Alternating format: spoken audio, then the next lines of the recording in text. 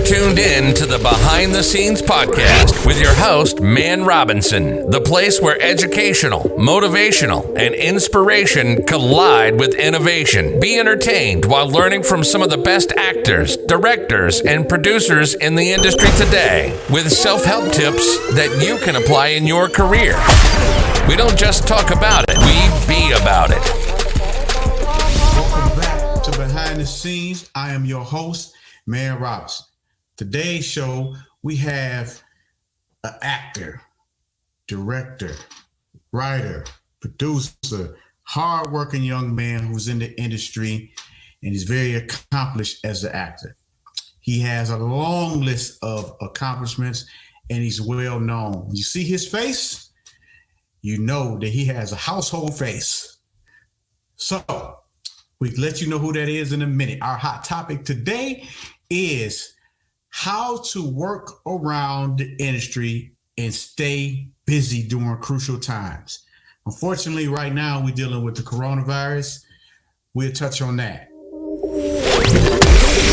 Welcome back to Behind the Scenes with Mann Robinson. We don't just talk about it, we be about it. Here we go. So welcome back to Behind the Scenes with Mann Robinson. And I had told you guys I had a special guest. He's like I said, I don't want to say this, but he might be a heartthrob or something like that. I don't know. But he has been in all type of films. He writes films. He's in TV series. He's just the hardest working young man. And he's drinking wine too. That boy is chilling. See, that's how you quarantine right there, brother. Yeah, man, we quarantine and chill. Quarantine and chill, right? Forget that. Quarantine and chill. What's happening, brother? Glad to be here. Thank you, man. I appreciate you coming on to the show, man. Our topic today is the grind, is the film grind, you know, mm-hmm. And of course we kind of touch on the quarantine thing, but I've been knowing you for a couple years now, and, you know, your presence is always massive whenever you're in a room or you're on a TV show or wherever it may be. I know for a fact that you're a producer. I know for a fact that you're a writer because I read one of your scripts. Well, I read one of your scripts. For real. And the detail in it was amazing. I seen your shows. I mean, even before I got into the film industry, I was watching your movies. So I know that you're all well-rounded young man. But first topic is film industry is two-sided right now. One side is fell apart. Theaters all closed. No productions going on. You were about to be on the show. They called you and said, "No, bro, no, don't come. Come, we'll tell you when to come." Right? The flip side to that is any movie that's on digital platforms is winning. So now, do you think that digital has become where it's at? Does this prove that digital is the new way to go? You know, what's funny is I was giving it 2 more years, you know, until people, you know, the audience really realized the switch had happened, and it was already happening just a lot faster, just because, you know, by watching things in a digital format, you don't lose anything. You don't miss anything. Everything is coming to your handheld device at some point in the future, you know, so you kind of, you knew that, that the old ways of doing things were going to eventually move to the side, you know, to the new, but, yeah, man, for sure. It's here. I think this coronavirus, the quarantine, the worldwide connectivity of us all has taught the industry a heavy lesson. So they're going to be the big winners. Now, so since you said that you gave it 2 more years, that to me means that you were already creatively prepared for it, which leads me into this. When it first happened, me and you were working on something else, okay, which was something live. People had to be in all one room and blah, blah, blah. Right. And we were going to film it and we were going to pitch it to networks, blah, blah, blah. Not long. I mean, I swear, bro, it was 1 week we were talking about that. we shifted over with I got this. This is what we got. So it had to have been something that you were already thinking and perceived, because I don't know if you want to tell the audience what we're working on or you want to make them wait, but we do want to tell them that it's quarantine safe is what it is. Just like the show. For sure. You know, one of the greatest men in history, the sensei Bruce Lee, taught us all to be like water. You know what I mean? And we laugh at it all these years later when he says be like water, but man, he was a philosopher before he was anything else. And you know, being like water for us means if there's something in the way of that water, the water don't just freeze up. You know what I mean? It finds a way around. It goes through. It overpowers. It soaks. It drains. It you know, it's the most perfect description of something that will always find success because it never dies. It never quits. If we think about it, you know, we want to name the oldest things in the world and this, that, and the other. The water has never been in danger, ever. It don't matter if it boils or if it freezes. You know what I mean? So when we're put in positions, yes, when everything's going swimmingly, we're making such and such a thing happen. And when catastrophe hits, you know, we got to be like water. We just got to move around it. You know, you can't just wait and hope that somebody's going to do something on your behalf. It's like you kind of got to get to work. And there are new needs to be filled. They call necessity the father of invention. So wherever you see needs to be filled, like people who could use something, a way you could, you know, better your environment or your community or your whatever you wish you had, but doesn't exist, that's your space. And I think you did that double take with this one. It's up to you whether you want to mention it, but as far as what I know of it, not only did you find a way to reach audiences so they don't have to ever touch you. They don't even have to ever touch the tangible product because there's not one. But you also created a new way of a product.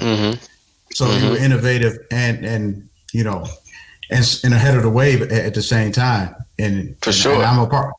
Yeah, so for sure. No, we can tell them about it. It's on the way.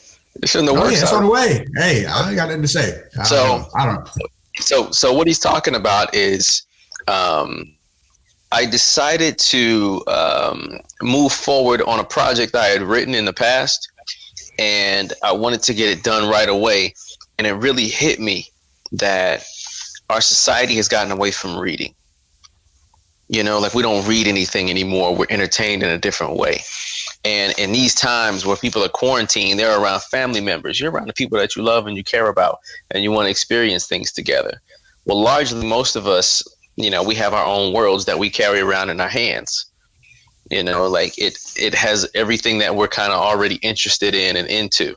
But one thing that connects us all is sound. You know, if there's a party going on, if there's music going on, it overtakes the room. So I wanted to get back into this medium of where we were listening to our entertainment, you know? And so, you know, just like the historic radio broadcasts of things like War of the Worlds and live sporting events, I want to bring us together with something called audio movies. And it's largely you hearing the way a movie would sound and also being given the narration to explain what you can't see. You know, it's a mirroring between a book and a movie. You get the best of both worlds, whether you're walking alone or hanging with the family at night, whether you're working out, whether you're meditating. You know, it's just something that can reach deep into us and kind of give us that imagination. You know, if I describe in my story the most beautiful woman in the world, you're going to get a picture of a woman in your head, and I'm going to get a picture of a woman in my head, and they're going to be two different women, but we can listen to the same story at the same time. It allows our imaginations to grow further. And that was a thing that we could do from home during quarantine, staying safe. And that is a shift. So what happened with everything falling apart, you know, everybody being safe and being away from each other, I believe that it shifted a lot of different industries. I was just on the phone with one of my marketing managers, and he actually is also reps somebody else at Enterprise, car rental, simple place. Do you know today is what we're pre-recording this. So this is April 2nd. Do you know today that their company is at a $500 million loss. Wow. He said in 30 days, they will be at over $1 billion loss. Every industry is hit, so there's a shift. I don't know how other industries are going to be able to do this type of thing that the entertainment industry can do and find ways. What do you suggest, though? What do you suggest for people like actors that just starting out, or let's say somebody like yourself? You were on this show, and you just got on the show, and you're about to shoot these episodes, and it stops. But you were able to be innovative and not just sit at home and watch Netflix all day. What do you suggest for people who might have been on the show like that, or maybe they're the grip, maybe they're the DP of the show, and it all stops? What do they do? You know, it's an interesting thing is that if you are behind on payments, when I started in this business, I spent a nice chunk of time not being able to live the way that I wanted to live. So, you know, isn't it interesting when you go from being on that end of it, you know, to where if you miss a few payments, companies are calling you, people are sending you letters in mail. However, on the flip side, if they lose our business for weeks, these companies that send people letters are begging the government for millions to billions of dollars. It's like, how ironic is it? You know what I mean? Yeah. That guys who told us to prepare, you don't have enough to take care of yourself for a few weeks, you know, a few months. You know, so I think the thing that we need to keep in mind is that to a certain extent, we could all use some bailouts. But when people realize where they come from, that we're the ones who put the money in the first place, they'll feel a little bit differently about where it goes or how it gets used. For performers that are in this situation, I'm sorry, I know you guys are live, but there's real life going on here too. 1 second. Hey. And now it's time for Mann Robinson's Motivational Thought. Black movie star, motivational and inspirational. Black movie star. Coming back, remember, we are only and truly inspired by the inspirational, and my black movie star of today is Eddie Murphy. Eddie Murphy. It's not just because he's the funniest guy on the planet. It's not just because he was Charlie Murphy's brother. It's not because he was in Trading Places, which was I watched that movie more than any movie I ever watched in my life. It wasn't because he did Delivery and saw all the rest of the stand-ups. It's because he did all of them. And he has stayed relevant his entire career. I think it's like 30 years. And on top of that, he can work when he want to work. If he want to get relevant, he can get relevant. He just did the movie Dolomite. And, you know, if you watch the movie, then you understand why I'm at a loss of words right now. It was a great film. And I can't wait to see what Eddie Murphy has in store. And he is our black movie star. Welcome back to Behind the Scenes with Mann Robinson. We don't just talk about it, we be about it. He is. Look at him. See, he look that's the same reaction you get when you see him on TV. He said, that boy right there, that's a leading man there. That's a lead man right there, boy. Can you hear me? Am I in good now? Yeah, you are all good, bro. So, for those who don't know, my girlfriend was in the background. She's getting ready to do her live cooking show. So Keisha Knight Pulliam, a lot of you guys know her as like Rudy from the Cosby Show, and but she's a really excellent cook with her own line of spices called Keisha's Kitchen. So she's about to start her live cooking broadcast, which she does a couple of times a week now. We're not shooting shows and on tour. It's like, okay, all right, so let me remind people of why I have these spices that taste so good. I actually know what I'm doing in the kitchen. So she's been having a lot of fun with that, which means I'm gonna be eating good. Yeah, you're gonna be eating good, man. I can tell already. Does she have that? Was it already live before all this happened? Was it also pre it was already done.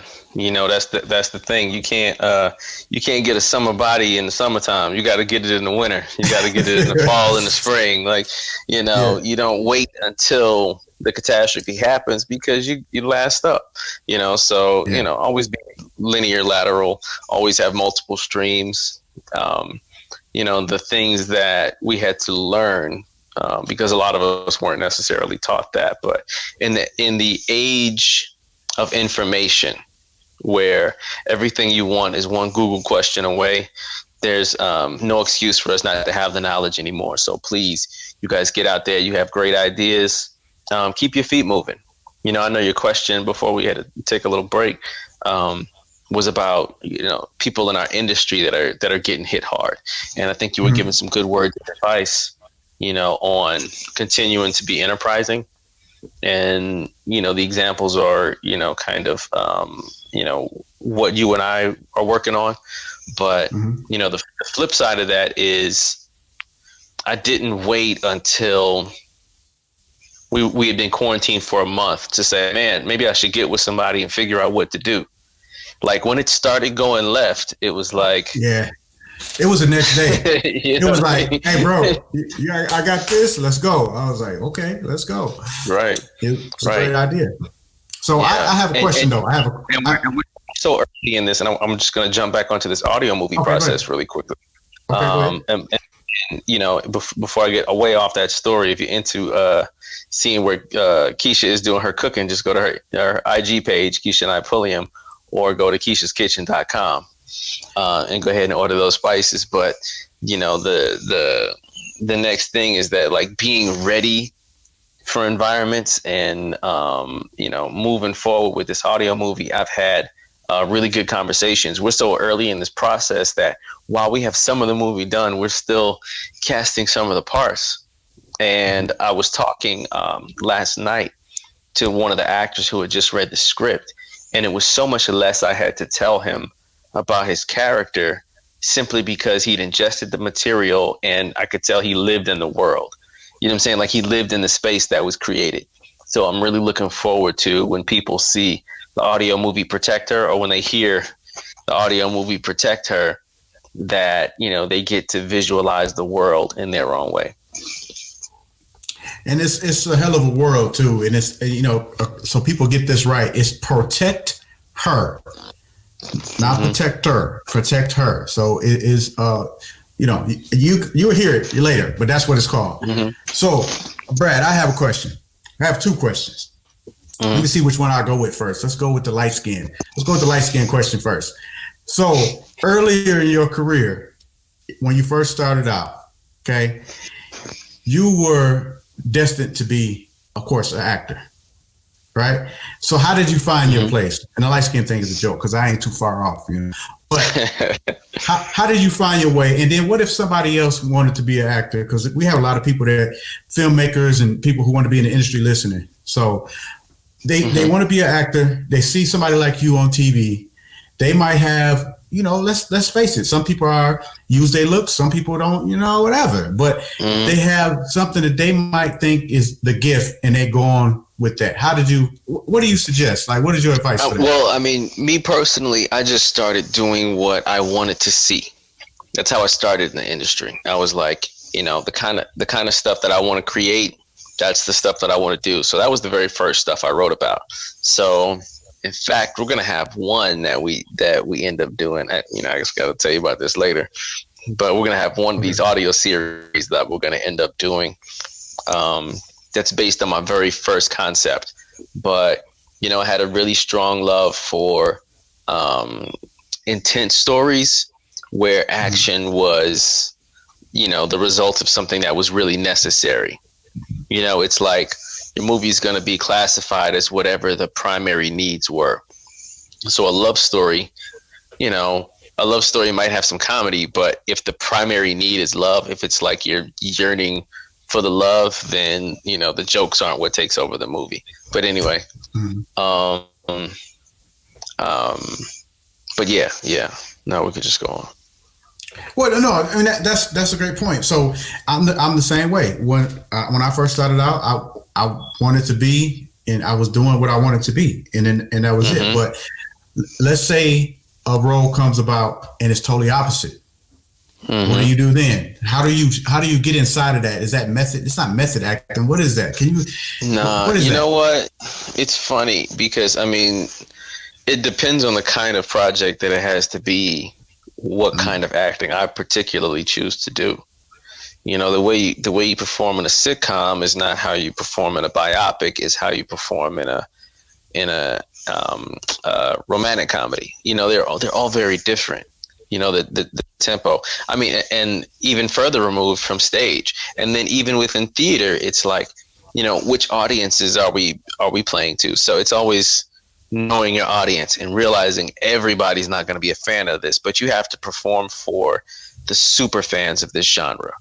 You know, if I'm doing a film that has a lot of fighting or has martial arts, the average person watching it isn't going to know if I have the correct bone alignment in a kick. You know what I mean? But I don't half-ass it simply because most of the audience won't know. I have to play to the super fans of that genre because they're going to be who gives the validation. You know, it's like if I hit a kick, like I want to stick that kick. If I'm shooting a gun, I don't want to shoot it like someone who's never shot a gun before. So because there's going to be a strong audience, you know, me being a former Marine and working in anti-terrorism, I know rules of engagement. You know, I know what sight alignment, sight picture is, and I know you don't, you know, squeeze your eyes closed when you're pulling the trigger. And so those who know it, like there were certain shows or movies like I couldn't even watch because I'm like the person, this super person's shooting the gun doesn't even know how to hold a gun. And so if you don't play to your strictest critics, you're not going to give your best performance. You know. Well, you mentioned Bruce Lee a few minutes ago, and you just brought up martial arts. I actually seen a movie when you flipped off the ground and you did some of the stuff I seen. I see Bruce Lee do the type of things. Was he an influence on not the acting part, because he was good at both? If he was a great actor, and I found out that he was a director as well, but he was a master martial arts. So were you influenced by his martial arts? Oh, for sure. Yeah, for sure. Loved Bruce Lee growing up, man. I was, and you know, we're from a little bit different generation, man. So it's like, you know, I remember as a kid going with mom to Blockbuster and buying up all the Bruce Lee movies. Like anytime I wanted to see a Bruce Lee movie, like we had to go to Blockbuster and rent it. And, you know, she'd get whatever, you know, Dirty Dancing or whatever and some pizza. And I'm getting the Bruce Lee movie. And to the point where I watched them all and started getting movies. Like, oh, this is one with Bruce Lee that I missed. And it was like Bruce Lie. And it was bullshit. I found out that story. I found out the Bruce Lie story. Oh, my God. Ago. I hated Bruce Lie. I hated Bruce Lie. Yeah. Because I was like, fuck. Yeah, I'm 7. I didn't know. Yeah, they did a good job. With, you know, Bruce Lee was Bruce Lee was a huge influence. Jean-Claude was really huge. Jet Li, I followed Jet Li since he was like a teenager doing movies many moons ago. Before, you know, the U.S. audiences were introduced to him. I feel like it was through like Lethal Weapon and stuff that they finally found out about Jet Li. But yeah, those were huge influences. And you know, a friend of mine now, Michael Jai White. I like him. Super huge. Like him. Yeah, man. Super huge influence. Yeah, he actually is a very dope artist. I did not like Steven Seagal. I liked him, but I didn't like the fact that it was unrealistic. He never got hit. So you know what? Steven Seagal is someone who and this is, you know, I can only tell you what I've heard over the years, but he's someone who's got a really good understanding of Aikido. And he's a really big, imposing guy. But it's like anything that you feel like you don't like about him on screen, like in movies or whatever, it's probably because he's like that in real life. So like as a real lifer, it's like, yeah, I like you as long as you're reading the script. Like, don't start ad-libbing, like, you know, because he's kind of not the kind of person that you want to be around. You know what I mean? And it shows. It's pretty Definitely unfortunate. shows. Yeah. Definitely I think that was the lack of longevity in his career for somebody who just, came on board at a good time and was making really good movies. I was a big fan of, Hard to Kill, Out for Justice, Marked for Death. It was like if it has Steven Seagal and 3 names in the title, it was like that was it. It was gold. Yeah. Yeah, but he just, I like those two. And honestly, I give credit to every last one of them to be able to be an actor and do physical oh my God, activity. Jackie Chan. Jackie Chan is the best. Yeah, he's the best. He's definitely doing his own stunts and all that as well. But that's what this show is about. It's about not just saying, okay, I want to be an actor and how do I find an agent and all that. It's more to it. It's more grind. It's more studying. Are you a studier? Do you study film and actors? Yeah. I'm always studying. Always studying. I'm looking. I might have to stop and rewind scenes 3 and 4 times because I'm just, really amazed at some of the things that my colleagues are able to do. I really marvel at people, and why we make the choices that we make. And as an artist, you're always going to be influenced. We're not robots. We're not going to do it the same way every time to exact perfection. We're going to be influenced. We're going to like some things more than others. What I've kind of learned to do in recent times is accept people where they are in their craft. It's really like this whole thing is a journey. It's not about how perfectly you get to drawing. It's about, man, how'd you get there? What was that journey like? That's exactly it. And that's what we want the audience to know. It's not, Mann Robinson didn't come out of nowhere. I didn't just pop onto the scene. Brad James didn't just pop out of him. There was a road. There's a lot of things that we had to do that's we're going to tell it all later, but there's a lot to it. So I just want the fans and anybody in the film industry to learn from you, to learn from me and any other guest that may come on the show. Welcome back to Behind the Scenes with Mann Robinson. We don't just talk about it, we be about it. The sequel's here. That's your new name. You're the sequel. Brad James, the sequel. Just come back and see the sequel too. That's all. So, question is how is it dating, being in love with a fellow actress? And not only is she a fellow actress, I happen to know that she's a brainchild just like you are. Mm-hmm. And ideas and creativity and all that, not just an actor. And she started off before most of us could spell. So for sure. How is it? Yeah. So how is it dating someone in that caliber? Well, I'll tell you honestly. Okay. You ever hear the old slogan, "Don't catch the pearls before swine"? Yeah, I think my old grandfather said stuff like that. Yeah. Mm-hmm. Mm-hmm. Basically, no matter how good something is, if you put it in front of somebody who won't or can't appreciate it, it's just like casting pearls before swine. They're just looking for something to eat. They'd rather have slime. So, in the case of, spending my time and being with someone like her in particular, it's really great because you can bounce ideas. And the answers to those will be well thought out. They'll make sense. It's like, oh man, it's like, being with someone who really appreciates, understands, and can do something with the information that's in your head, the things that you care about and you're passionate about, make a huge difference. It really does. And I hope I do the same. I hope I do the same for her. But for sure, having someone who you can bounce ideas off and get positive reinforcement makes a really huge difference. You hear so much complaining about, people who've been paired with people in life who didn't back them or get their visions or their goals or their dreams.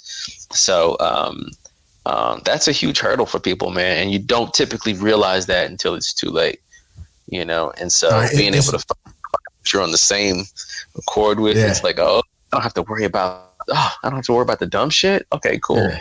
It's a good starting place. No, it is. And people have to deal with the opposite all the time. It's 90% or more. They just don't get it. They just don't get it. And then why don't you just get a regular job? All that. So I admire that. I seen you two together multiple times. I seen the interaction. And I know it's there. So So what's up next for you, man? What else you got going on? We know about the audio. I gotta say it right because he'll get mad. Audio movie, and the audio series that are going to be coming. Okay. Yeah. So we got the audio series, audio movie coming. What else we got from Brad James? Let's see. April 15th, we have a Netflix series that I'm guest starring in called Outer Banks, which is going to be fucking dope. Okay. It's got a great cast. It's young people. It's summertime. It's outdoors. It's everything that we probably need right now, and then a hell of a lot of adventure to go with it. So it's that situation. I have a second season of A House Divided that's going to be dropping this summer. We don't have a date yet. But it's going to be on UMC, the same network that has our film, His, Hers, and the Truth, on it live right now on UMC. Great film, by the way. Great acting job you did on that too, by the way. Very funny guy. People don't know that. They seen him kicking ass in movies, but he actually is very funny. So go see His, Hers, and the Truth. Okay? I'm sorry, sir. Yeah. No. All good. Between that, there's a couple other things in the works. We're going to see which direction that we go in on them, but definitely when all productions pick back up, I'll be back working on my series for a really great network, and I'll keep you guys posted on that once everything is in the clear. Okay, well, you heard it all from Brad James. We're going to get his social media in a second. But first, Brad, we do what we call a random thought. It comes from me. It's debatable if you like. We got to go on break first. So right now, we're going to our... And now it's time for Mann Robinson's random thought of the day. Why, Brad, you can comment on this. I was just thinking one day I was walking. Why is a urban film, which pertains more black actors than the other, with murders in it, gun shooting and killings in it, why is that perceived a hood film? Or you watch a film like Ozark, which is great, has my best favorite actor in it, Jason Bateman, that has more killing than that times 10, but it's considered a masterpiece. Why is that? That's my random thought. You don't have to debate it. That's just a crazy thought in my head. Yeah. I mean, the simple answer is perception. Perception and perspective. Perception and perspective. What mental position, what spiritual position are you viewing that from, and why? Perception and perspective.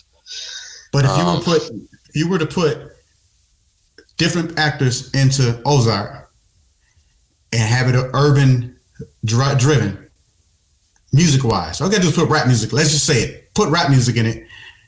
It's considered a hood film. It's got more killing than this one. I'm not mad at it because I say it too. My whole thing is I'm a film director from the hood, not a hood film director.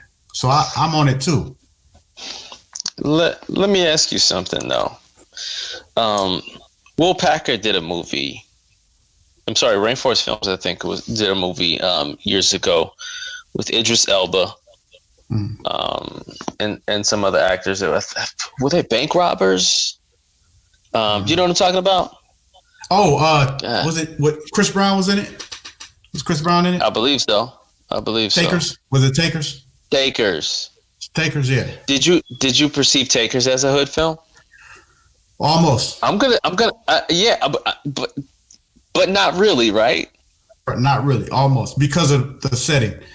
Because of the setting. Sets. The setting, the subject matter, maybe. You know what I mean?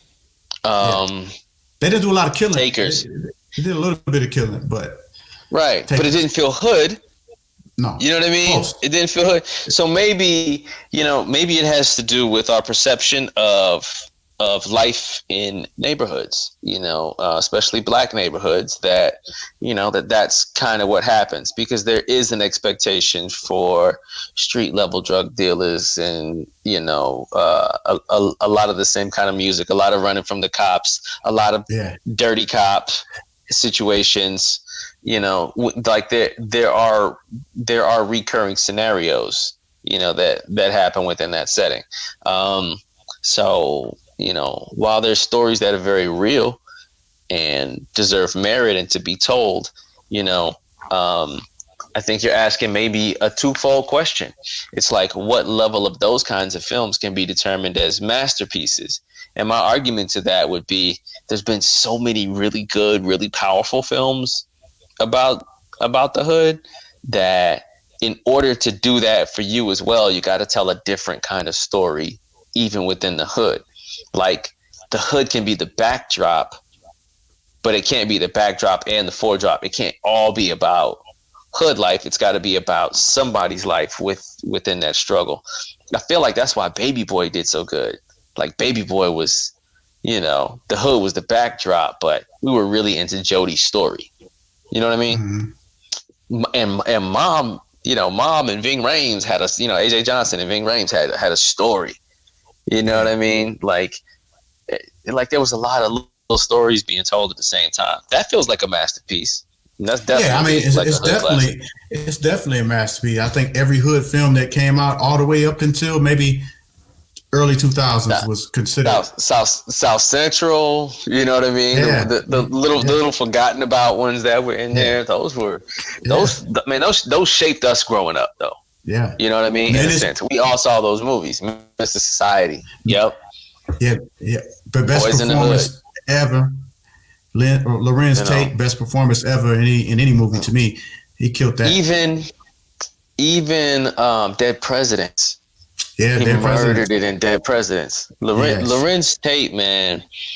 Lorenz Tate is probably one of the most underrated actors from my generation. I know he's getting love now from being on Power, but before all that. Yeah, before all that. You know what I mean? Dude is fucking amazing. Yeah, that really amazing. And he came back with like you said, the Dead Presidents, and I mean, yeah, he's great to see him back, and he still looked the same age. Right, he walked off of Dead Presidents and jumped into a fucking time warp or a freezing pod, and just got thawed out to do goddamn Power. Yeah. It's it's really good to see us doing well, man. Yeah, we are. I love our people. I love our people. Always have, always will, man. And we really got to support each other. We're really amazing, dude. We are amazing, and we actually hence that fact from blackfilm.com, who actually is partnered with us on this podcast. We support black film, black actors, black writers, black directors, and black film. You got it. Brad James, man, thank you very much. I cannot wait to work with you. And whether you know it or not, or maybe you do know it, you are starring in my next film. I already got everything set up for you. We'll get to that later. All right. And my God. Can you tell the audience where to find you, bro? Please tell them where to find you. Yo, I'm on everything at Mr. Brad James, Mr. Brad James. All right, there you have it, audience. Thanks again, Brad James, and we are out. Later. Have a good one. Stay safe in your quarantine, brother. Thanks for tuning in to Behind the Scenes with Mann Robinson. Our aim is to genuinely encourage and inspire you with the compelling stories and content we provide, in hopes that you'll inspire others. For info on upcoming episodes and all things surrounding film, techniques, and motivation, follow at Mann Robinson on all social platforms.